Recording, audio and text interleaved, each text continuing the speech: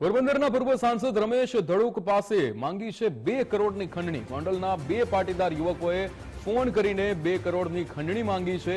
સમગ્ર મામલાની જાણ રાજકોટ ગ્રામ્ય પોલીસને કરવામાં આવી છે. રાજકોટ ગ્રામ્ય પોલીસે 2 વ્યક્તિઓને ઝડપી પાડ્યા છે.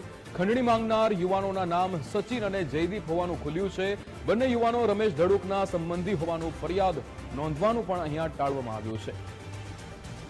રહીમ લાખાણી આપણી સાથે ફોન લાઈન પર જોડાઈ ગયા છે. રહીમ, પૂર્વ સાંસદ રમેશ ધડુક પાસે 2 કરોડની ખંડણી માંગી છે, પણ ફરિયાદ અહીંયા થઈ નથી કારણ કે પરિવારના સભ્યો છે. શું વિગતો?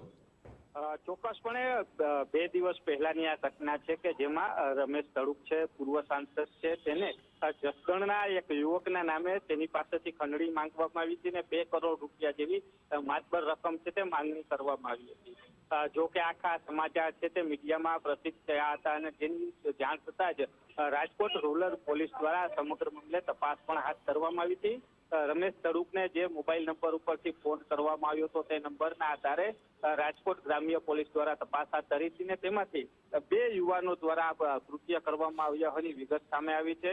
સચિન અને જયદીપ આ યુવાનોના નામ હોવાનું સામે આવ્યું છે. જોકે રમેશ ધડુકને પોલીસ દ્વારા પૂછવામાં પણ આવ્યું હતું કે આ મામલે તમારે ફરિયાદ કરવી છે કે કેમ.